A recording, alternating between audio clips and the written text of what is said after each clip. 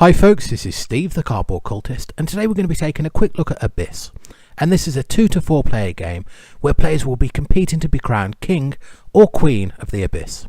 And you'll do this primarily by recruiting lords, which are those larger cards down at the bottom of the board. But in order to recruit these lords, first you're going to have to collect allies of the required faction and value. And that's what those smaller cards being drawn at the top of the game board are all about. So on your turn, you'll be doing one of three things.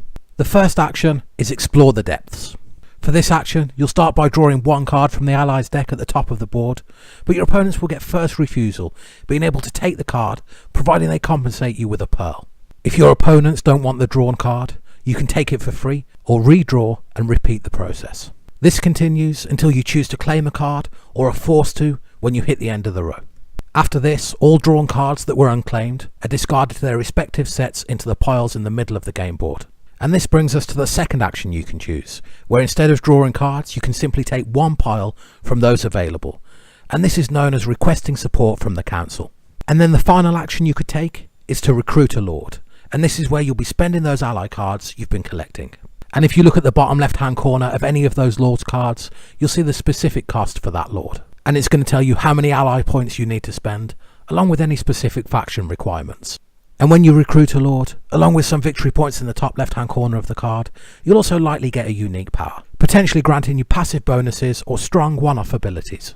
In addition to all this, you'll also occasionally get the opportunity to lock your lords into specific location tiles. And while this means they'll no longer have access to their specific powers, locations do grant additional endgame scoring bonuses.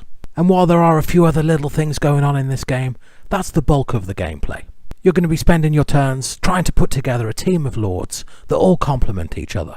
Then, in the mid and late game, you're going to be adding in some locations that trigger off those lords to give you even more victory points. The lords' special powers and abilities help the game feel fresh and create a nice bit of tension at the table. And each faction has got its own unique style, which really plays into the theme of the game.